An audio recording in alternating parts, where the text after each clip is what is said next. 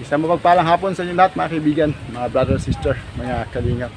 Ayan, nandito muli si Kalingap Edward T sa lugar ng bahay namin ginawa, sa bahay ni Nanay Sally. Ayan, muli natin siyang babalikan at kumustahin natin yung unang araw ni Nanay Sally din sa kanyang munting tahanan. Ayan, dinala natin siya ng ng thermos na bago at dinala ko din ng tubig at meron din tayo dito dalang konting pagkain, kanin, kasama ng siya na Joy. Ayan, at sinamahan ko na ng konting nilagang mani. Ayan, para may konting merienda si Nanay Sally.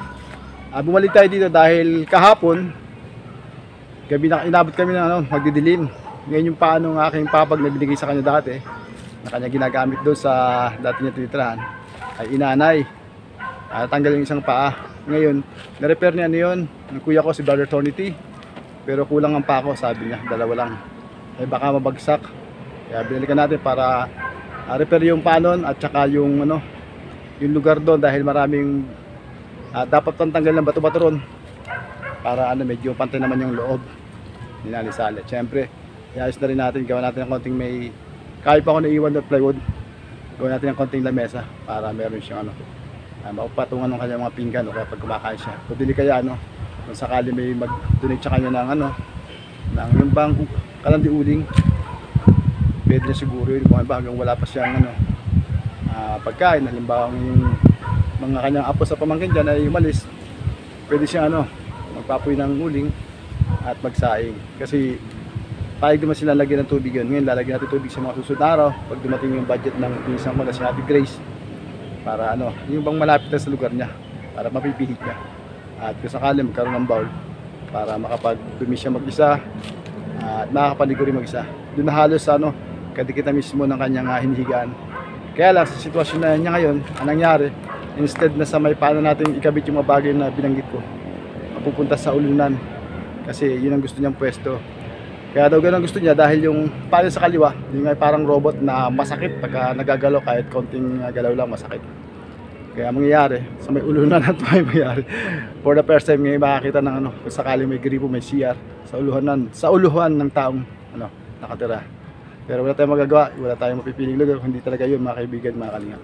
Sakali may kabit ko, tingnan na lang natin importante, may magamit siya at makadumi siya ng maayos at malinis niya kanya sarili. Kasi doon sa pinanggalingan niya, nilalagay lang niya sa timba yung mga dumi niya at hindi rin siya nakakapaligo dahil niya sa kakulangan ng tubig. Sana dito yung kanya mga apo sa pamangkin at sino pa ba na mga kakilala sa kanya ay pasyalan siya at bigyan ng pagkain. Mga kalingap, tara dalhin natin yung kanyang thermos at tuloy natin midal tayong tubig at prepare natin yung papag at midal tayo ditong kanin at ulam at pang merendang mani. Tara mga kaibigan, mga kalingap, kasamaan niyo ko. At mga kalingap, yung matatakutin natin.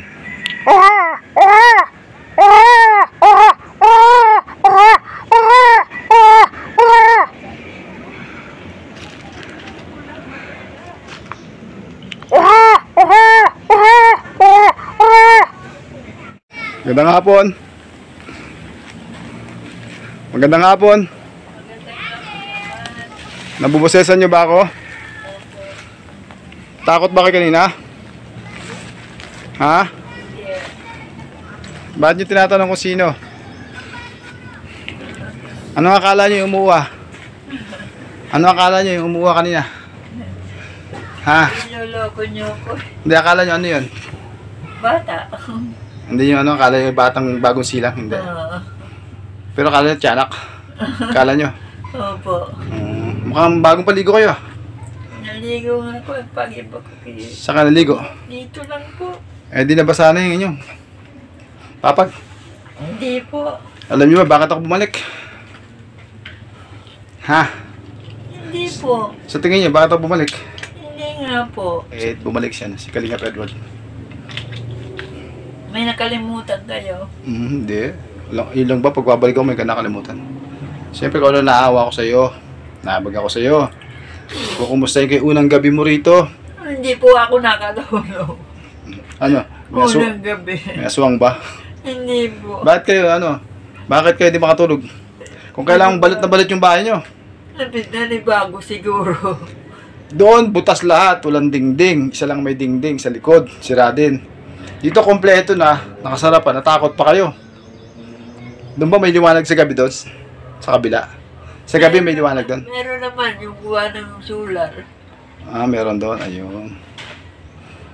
Ay, kumusta? Meron bang nagdala ng ano? Pagkain natin? Ay, si Gemma kanina umaga. Ano yun? Almusal? Opo, kanin. Eh di naubos na. Tanghalian? Konti lang naman eh. Hindi siya, wala pang tanghalian. Wala pa. Ay, ibig sabihin, parang almusal lang yung binigay. Opo. Eh talaga pinapupunta ako ng Diyos para sa'yo. Sabi, kaya pala may bumubulong sa'yo, balikan mo siya, no? Si Nanay Sally.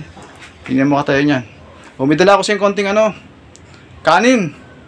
Kaya lang, baka naman yung ulam na dala ko, hindi mo kainin eh. Bakit naman? Kumakain ba kayo ng batchoy? Oo, kumakain. Oo, yun ang dala ko ngayon sa'yo. Kukunin ko ha. Gulay nga po eh, kumakain lang. Batchoy, dala ko. At sinamahan ko may mani dito ang linaga, pang merenda mo. Sige, pakainin muna kita. Mamaya ilalabas kita. Sira kasi yung paa niyan. Nandoon, baka malagdag ka, papakuha ang kuli, ano? Opo. Tapos lagyan kita ng, gusto ba may patungan dyan? Opo. Konting lamesa, gusto mo? Opo. Kung sakali pag kumakain ka, pwede dyan. Kung sakali may magbigay ng kalan, pwede may lagay dyan. Tapos may magdadala ng uling. Sa loob ng isang buwan, halimbawa, balikan kita 2 beses. Pwede na yun, di ba? Opo. O, may stock ka ng 10 kilo, di ba? Opo. O, pwede na yun. 10 kilo sa kalating buwan, kasi sa'yo, di ba? O, tapos mayroon ka dyang ano, kalandi uling. Kasi kung wala sila, at least pwede ka magpapoy, makapagsahin ka nun. O, at least kahit wala ka mang ulam, Sabi ni Gemma, kukuha na lang daw siya ng bigas dito kung sasahingin niya. ay kanino daw manggagaling. Dito nga. Hindi kasi paano nga, kasi po yung binigay natin, hindi lang po sa lahat ng oras yan. Ano po, sana nga po kung yung barangay, ibigyan sana tayo buwan-buwan ng bigas. Manawagan ka daw sa barangay, sige daw. Nananawagan po ako sa barangay. Tulungan naman ako ng mamigyan ng pagkain.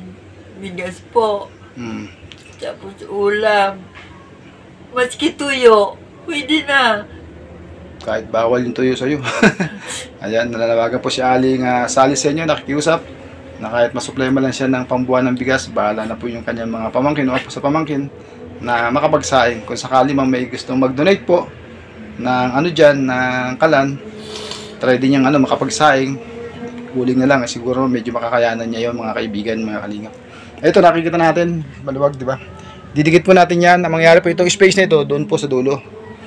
Doon po tayo maglalagay ng ball sa ulo na niya. Kasi dito po, hindi pwede dito magkaroon ng CR, di ba? Kasi ano, puro dingding ng plywood. Mabubulok po yun, di ba? Opo. Yung talsik. Dito. O, dyan kasi, semento. Tapos yung kabilang side, lalagyan ko yan ng yero. O, hindi mabubulok. Tama po ba yun? Opo. O, di ba? Kaya lang, mali kasi yung pwesto nyo. Dapat talaga dito, ulo nyo eh. Dito, kaya lang kaya nyo eh. Kasi nga po pa ako. Para lang sa paanan nyo na lang sana. Kasi masagwa eh. Sa bagay, kailangan naman nagagamit, ano? Wala naman iba. Okay lang yun. Ang importante, makakapag-dumi kayo ng solo nyo at makapaglinis kayo ng solo nyo.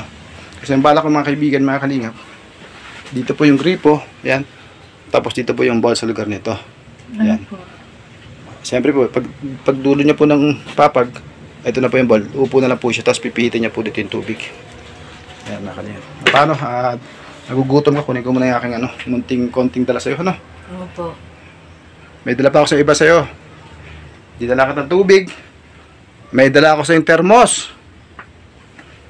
Okay ba yan? Kasi, opo. Kasi yung thermos kasi. May tubig pa ito ang kasama, ang mainit. At asukal, may biskwit pa. Salamat po. Maraming salamat sa Panginoon. Yan, amen.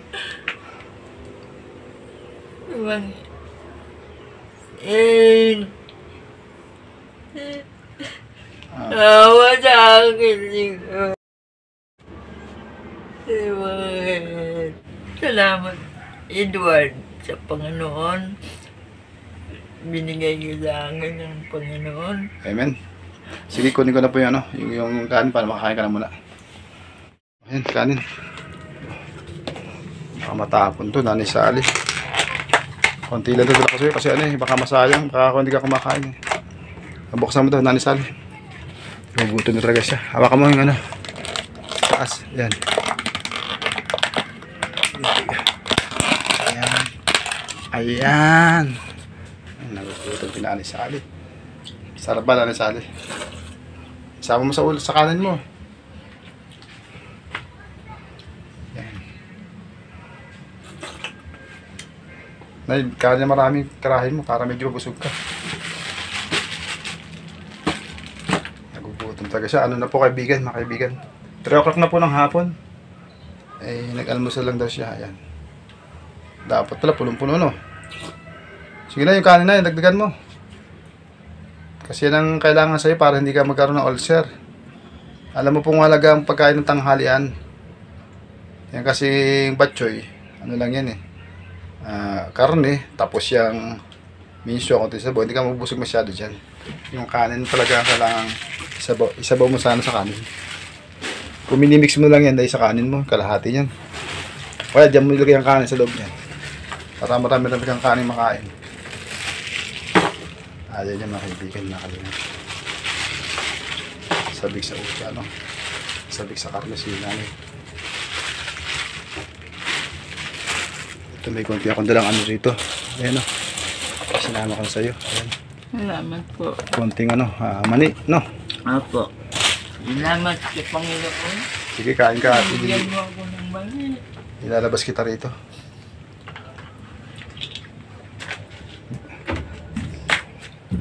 Diyan ka muna. Pahinga muna ako sa labas. Ito, may thermos akong dala. Tsaka ito, may dala ako sa yung ano. Biskuit. May asukal din tayo. Nandiyan naman yung kape mo yata, no? Kaping ano? Kaping bigas. Ay, dito po yung bigas na. Sige, nanay, kain ka muna. Sige. Dito muna ako sa labas. Opo. Sarap na sarap siya mga kalilipat. Okay. Masarap ba yung batchoy? Masarap po. Luto na asawa ko yan. Masarap mo luto siya. Annalyn, sarap na luto ang batchoy. Mas gustong gusto niya pa sa kasakanin eh.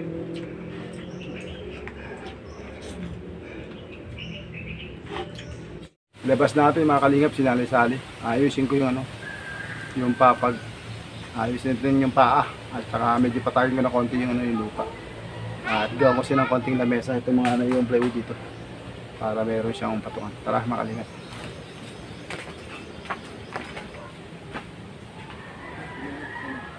Meron po yan.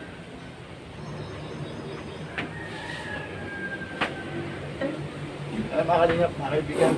Yung paa niya, yung salo, tatanaw niyo po parang robot. Tandaan na. Hawakan niyo naman ang paa niya. Baba niyo na. Baba niyo na po itong isa.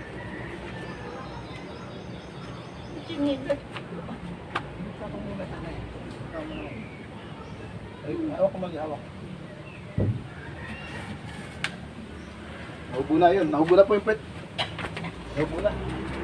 Una po.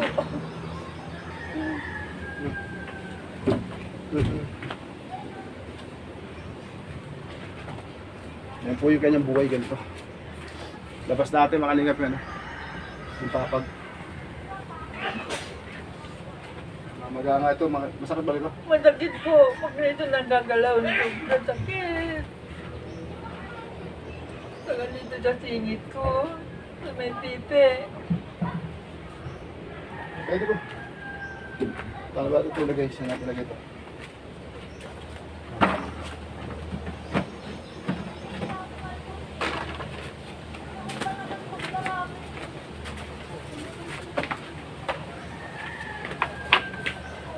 Yung ano po, ilagay na lang po sa baso yun.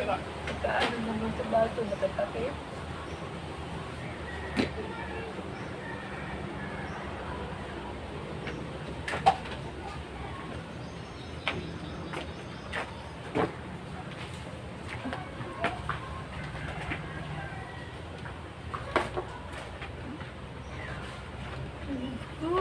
Sakribidyo talaga.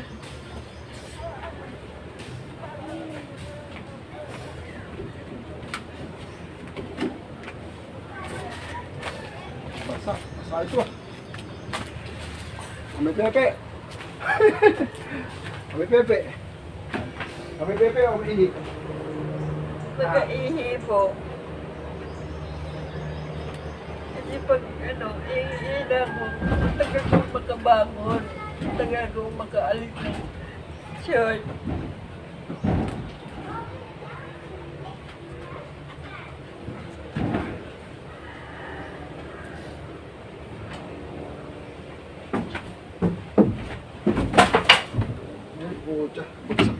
men. Nabagsak po? Oo. Basag? Hindi naman.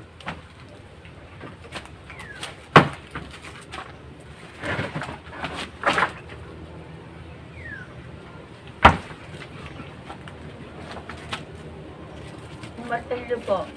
Yan, dyan lang. May dala akong martilyo. Ah, Hindi, dala ko pa yung bigat. Ano? Dala ko pa yung... Tawag dito. Thermos na may tubig na. Repair lang natin kasi baka naman bumagsak siya. Ayan, tagilid ka oh.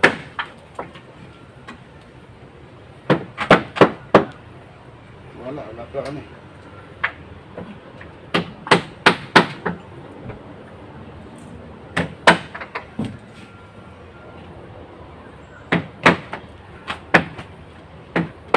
Bukay. Masama yun sa camera.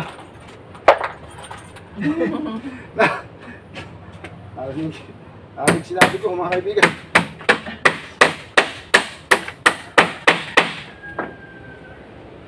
Sapihan natin mga kaibigan. Mga kalingap.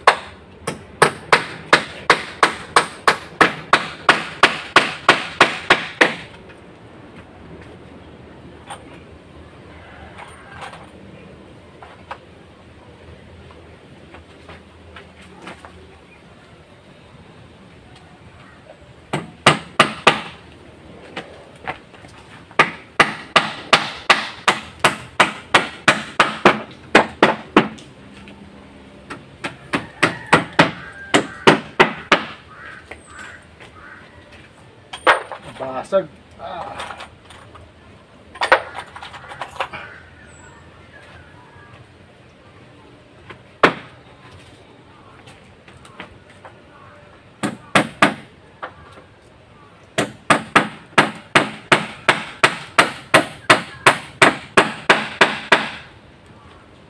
Sa isang araw lang pupunta si Gina dito, magwawagisan dito.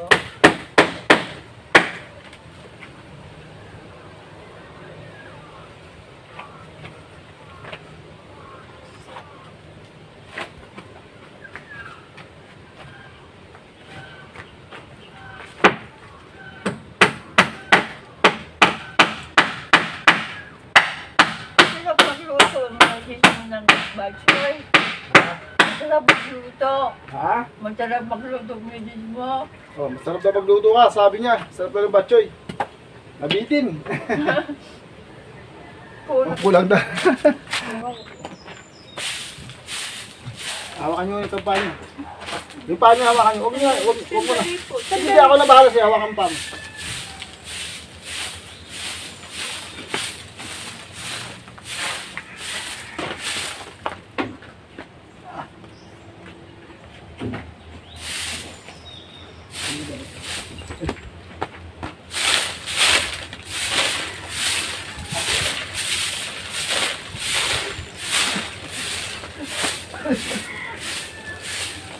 Ako na ilapos eh. Saan na ka dyan? Ano nagagawin? Ay, dito ka.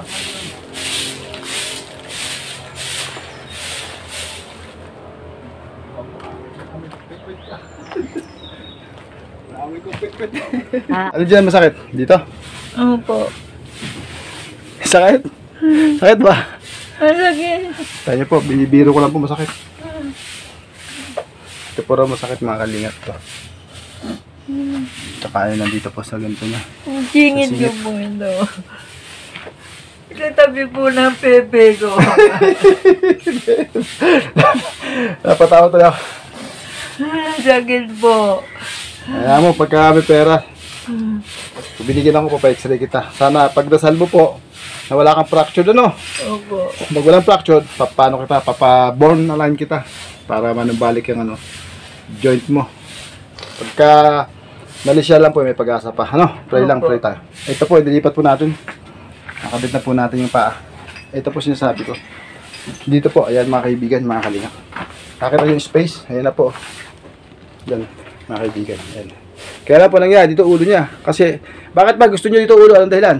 Kuha nito pago. Hindi mo pwede dito. Kung dito ang ulo, halimbawa, dito ulo. Hindi Halimbawa, na bakit? pwede. Bakit hindi siya pwede? Kasi ito mangyari dito sa gilid na ito. Hindi maiikot. Hindi po. Kaya gusto niya ito pinang-iikot nyo. Opo, mahirapan no ako. Ayan. Pero yan, pwede na yung pumunta pag ganito rito, no? Hila-hila. Opo. Ayan, dito. Kaya mga kaibigan, ang nangyari, uluan tuloy yung taihan niya. Sabagay siya lang na paggagamit. Kasi naman sa wala naman po siyang mapagdumihan, halimbawa mga kaibigan. Nangyari, mga kalingap, mga kaibigan, ganito na po yung bowl, lagyan natin dito, yan. Sa area, di ba? Ayan po, nakita niyo po. Tapos, kung nandiyan na po yung bowl, lagyan po natin ng gripo dito. O, ito po yung papag. O, di ba po? Pwede niya napihitin dahil malapit. Kasi dito yung bowl, pwede na siyang magdumi, buhusan, at the same time, pwede rin siya diyang maliligo. Yan, kaya lang po, napunta sa uluhan instead na panan. O, pero wala po tayong magawa kasi po yung area yung pwede. Pag dito po niyo tinuro sa akin, sa panan niya, i-adjust natin to dito, ay bulok na po agad yung mga dingding. Katalansik. Dito po, ito yung semento, di ba po? Tapos dito, kukunting plywood. Pwede po natin lagyan ng dyan, liso, yero, protection na hindi po masyang masira. Doon po kasi kabila ang puro plywood. Kaya no choice po tayo, siya po talaga siya magkakaroon ng bowl. Parang ganito mga kaibigan, mga kalingap. Ayan, try po natin. Ayan, ayan na po pwesto. Ayan mga kaibigan. Ayan. Ayan. Ayan yung dulo ng kanyang papag. Didikit po yung puwit nyo ganun. Atras dito po. Gripo. Ayan. Ganun po yung ating gagawin sa mga susunod na araw. Pag naibigay na, pag naipadala ni Ate Christian ko, kulangan ng mga materials. Ganyan po mga kalingap. Diyan muna kahit gawin ko yung gawin ko na yung munting lamesa. Anong taas ng lamesa gusto mo? Dito, ganito kataas. Kahit na, ganun lang. Yan, pwede nyo kain Opo. para kaharap kayo dito. Opo. Tapos pwede kung sakaling may magbigay sa atin, may mag-donate sa atin ng kalan na diuling, pwede natin ipatong doon. No? Opo. Tapos bibilan na lang kayo ng uling sako. Magkaroon ka ng bigas dyan, di ba? Pag wala yung mga apo mo, pamangkin, pwede ka magsaing. Opo. Sige, simulan ko naman ganyan mo. Yung patungan. Lingap mga kaibigan, yung mga retasong natira, bagay natin konting lamesa yan, kaya lang kulang ko ng kahoy. Pag dudugtungin ko na lang to, ayan, para meron lang siya mapatungan. Kung sakali may kalan, pwede nilang gamitin na yan. Wala na, plywood na lang to wala ng kahoy. At magdidilim na, kunan muna natin si Nanay Sally. Baka din na naman natin makunan si kagabi, hindi na natin nakita siya. Ayan, dito. Medyo okay na siya ngayon dyan, no. Naayos natin mga kaibigan, no. Saka na lang ulit tayo babalik sa mga susunod na araw pag may materialis na para alisin ko lang yan. Inaayos ko lang muna yung papag niya at nilagay natin ng medyo magandang pwesto. Anong masasabi mo ngayon, Nanay Sally? Maganda po. Grace Kenon, si Edward T. Yun ang tumulong dito sa paggawa ng bahay. Para magkabahay ka. Opo. Kumusta yan yung akin dalang sa'yo? Pagkain kanina, panghalian. Wala, ubos na po yung Kumusta nga? masarap po eh. Masarap yung batchoy. Ma'am Annalyn, ang sarap ng batchoy. Naluto mo. Pag nagluto ka, bigyan mo uli ako. Pwede bang bigyan mo uli ako? Mga kaibigan, mga kalingap. Pinulot-pulot natin yung retaso natin plywood, Ginawa natin lamesa niya. Magiging kainan niya, ayan, para hindi siya nakayoko doon sa pinakang higaan. Magiging patungan niya. Mga plywood lang yan. Hindi naman na yung marin. Para kahit pa paano meron siyang mapagpapatungan. Magiging kainan niya, ayan, mga kaibigan. Pasok natin. Ay, lagay natin dyan. Saan mo gusto dyan lagay? Dito na lang po. Maraming salamat kay Grace Kenon, Edward, tapos sa mga pamangkin ko, si Gemma, si Elsie. Maraming salamat sa nagbibigay sa akin sa taas, nandun pa ako. Maraming salamat sa mga nagbibigay sa akin. Maraming salamat kay Grace Kenon na pinagpatayo niya ako ng bahay. Safety na ako dito. Hindi na ako mababasa ng ulan. Kasi pinagawan ako ng bahay ni Grace Kenon. Buti, napayagan ka dito. Sino nagpapayag sa'yo dito? Yung hipag ko, dahil lang kay Gemma, nag-iusap si Gemma sa nanay niya. Salamat sa hipag ko, sa pamangkin ko, na pinatayaan nila ako ng bahay dito.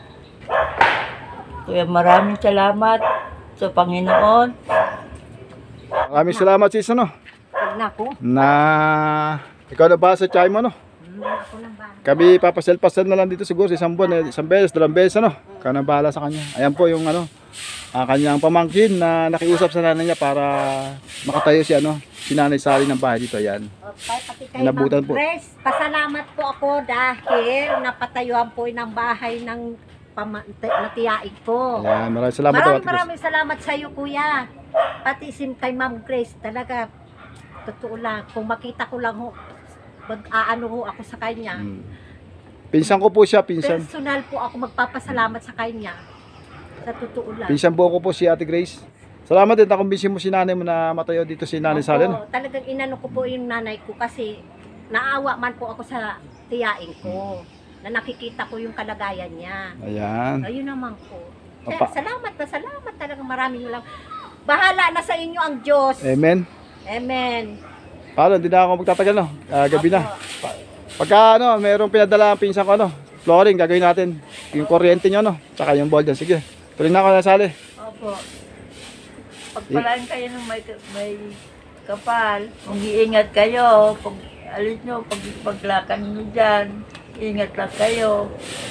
Salamat po. Amen po. Tuloy na po ako, no? Sige po. Sige po, agad dito na po. Ingat lang. Bye po. Ayan, ito yung kanyang bahay ngayon. Ayan. Yung ating ginawang Sana ko na to ate Sally yung ano mo. yung ating ginawang lamesa yan na papagpatungan na niya. Sa susunod, pagka ay nakabalik ko pa, lalagyan natin ulit sa ilalim. Eto, Para, papasok pa ba to? Ate Sally? Tara, tuloy na ako. Sister, Dito na lang tuloy to. na ako. Bye po. Yeah, ingat. Tuloy na ako. Ingat po kayo.